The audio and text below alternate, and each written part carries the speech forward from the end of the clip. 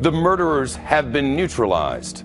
That from the French president just hours after police executed not one but two different raids almost simultaneously. At this hour, at least 3 terrorists and 4 hostages are dead, including the 2 brothers suspected in Wednesday's terror attack, and a gunman who held hostages at the market in the heart of Paris. On the right, his suspected accomplice, I should say. We do not know whether she was in that market or whether she is alive or dead. And finally, our sister network, in the United Kingdom, Sky News, also reports a second possible gunman may have been involved at that market.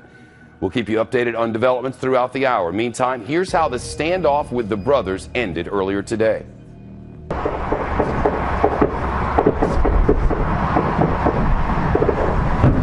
We're also getting explosions now. Explosions and gunshots as police stormed a printing plant north and east of Paris. Inside, 2 brothers suspected in Wednesday's massacre at the office of the satirical newspaper in Paris, as well as a hostage. The brothers now dead, the hostage now free. Some 25 miles away in the center of Paris, a second hostage situation unfolded at a kosher market in the heart of Paris.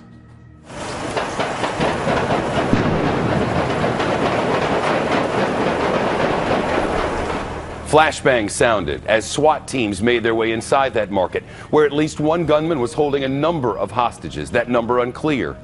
The hostage taker is dead. 4 of the hostages are dead. We watched as many of the survivors made their way out of the market. The Associated Press now reports 15 hostages survived there. A short time ago, the French president, François Hollande, thanked his forces for their work and called on the French people to unite after as he put it, France was attacked for a 3rd straight day. We need to be mobilized. We need to be able to reply to those attacks with force when we have to resort to force, but also using solidarity. This solidarity I'm talking about, we should show how efficient it is. We are free people and we won't give in to threats. Here at home, President Obama spoke about the situation in Paris. I just spoke to my counterterrorism advisor. We have been in close touch with the French government throughout this tragedy. The moment that the outrageous attack took place, we directed all of our law enforcement and counterintelligence operations to provide whatever support that our ally needs in confronting this challenge. We're hopeful that the immediate threat is now resolved. That is the hope. And to that end, we have Team Fox coverage. Catherine Herridge of Intelligence from Washington. First, Greg Palcott live in Paris. Greg, to you. Shep, I think the key word here to sum up this dramatic day's events is coordination. Coordination on the terror side and coordination on the policeman's side. First, on the terror side, the taking of the hostages 25 miles to the northeast of this city by the 2 main suspects in the Charlie Hebdo shootout indicates that, in fact, they felt themselves cornered. They said, in fact, to the police, if we will die as martyrs, if you try to take us, we will die.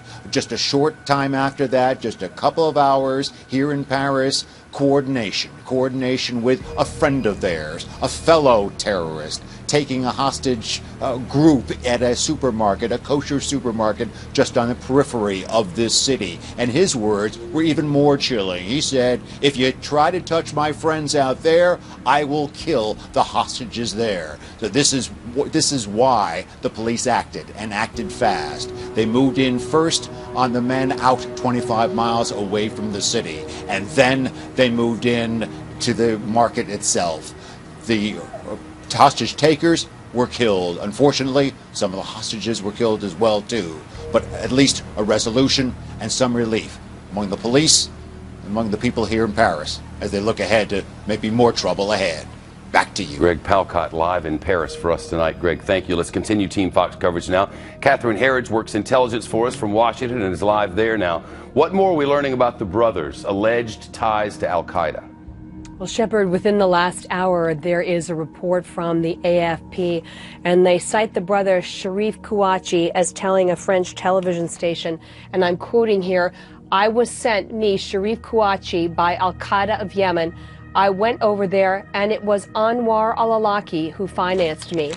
Anwar al-Awlaki was the first American targeted for death by the CIA in 2011. He is really the leader of this digital jihad and was the head of external operations for al-Qaeda in Yemen up until the time of his death.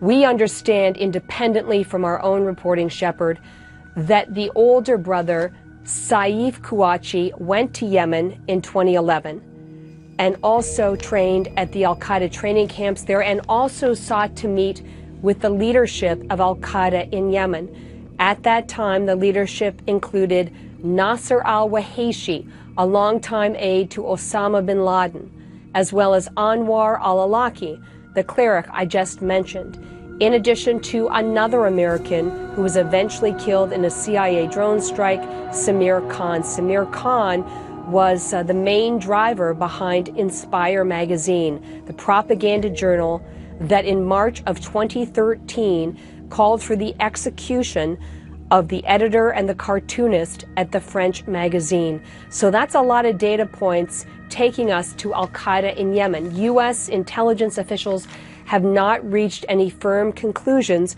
over whether al-Qaeda in Yemen directed this operation. But there is now no doubt that the brother had ties to al-Qaeda in Yemen, Shep. How does all of this information relate to earlier intelligence that we had already confirmed? One of the most interesting elements in this is that there was a series of tweets that we have reviewed here at Fox News that came out within an hour of the terrorist attack. The handle on those tweets was a handle that's associated with AQAP, and they posted images of the massacre along with photos of Anwar al-Awlaki and Samir Khan. And my intelligence contact said to me the tweets were of interest because they seemed to suggest foreknowledge of the attack, like they were packaged on the shelf as part of the media campaign for the aftermath. So that's point number one. Think about the eyewitness accounts. This is very independent information. Eyewitnesses said the men claimed to be from al-Qaeda, with one specifically saying that they were with al-Qaeda in Yemen. Again, these are more data points that go towards this picture of the involvement of a foreign terrorist organization. Finally on this, and this is sort of an element of interest at this point, today in New York City, Abu Hamza al-Masri was sentenced to life in prison on terrorism charges. Abu Hamza al-Masri was like the talent spotter for al-Qaeda at the Finsbury Mosque in North London. He's important because he was the one who selected Richard Reed, the shoot bomber, in 2001, in addition to Zacarias Moussaoui, who was convicted on terrorism charges here in the United States. And the British media is reporting that one of the Kouachi brothers was also mentored by Abu Hamza Shep. Wow, what a tangled web. Catherine Herrick. It is, yeah, for sure. Yeah, man alive. Catherine, thank you. You're welcome. The dual standoffs that gripped France earlier today both ended within minutes of the other. Here's what we saw and what we heard as it happened. This is Sky News. This is northeast of the airport. Something's happening clearly. Let's listen.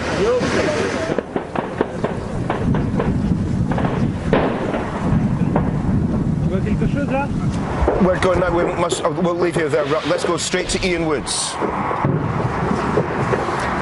Right, you're coming back to us here outside Dammartin, and clearly this is now the end game being played out, because we can hear a massive amount of gunfire has just begun in the last 10 seconds or so. We're also getting explosions now. Since then we've heard 4 or 5 explosions from the vicinity. We can see just small puffs of smoke over there. I mean, the distance that we have got, we're doing our best with our camera to focus in on whatever we can pick up. But from my vantage point, it's difficult to clearly see what is going on. But this has all happened very quickly, just in the last 10 or 15 minutes.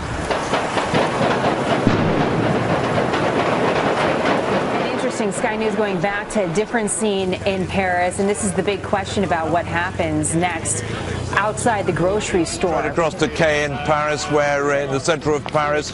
Kay, you're hearing things there too. Thank you. Yeah, we just rushed. Thanks very much, Jeremy. Just heard 4 very, very loud explosions about 400 metres in that direction, obviously from this kosher supermarket. Mark, the police asking us to move further back. We'll be moving there very shortly.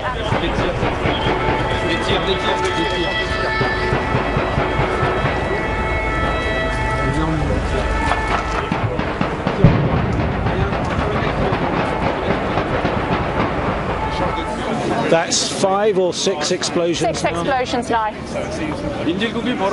So it certainly appears that the hostage situation here is coming to an end. And to an end it did come. 6 explosions there in the central of Paris. It's our understanding that many of those were concussion grenades designed, at least at the time, to let the people inside not realize where the authorities were coming from and exactly where they were going. An effort to distract so that they could carry out this operation. And with the death of the suspects in both standoffs, just a short time ago, the chairman of the Joint Chiefs of Staff spoke to our own Chris Wallace about how to prevent these sorts of terrorist attacks in the United States.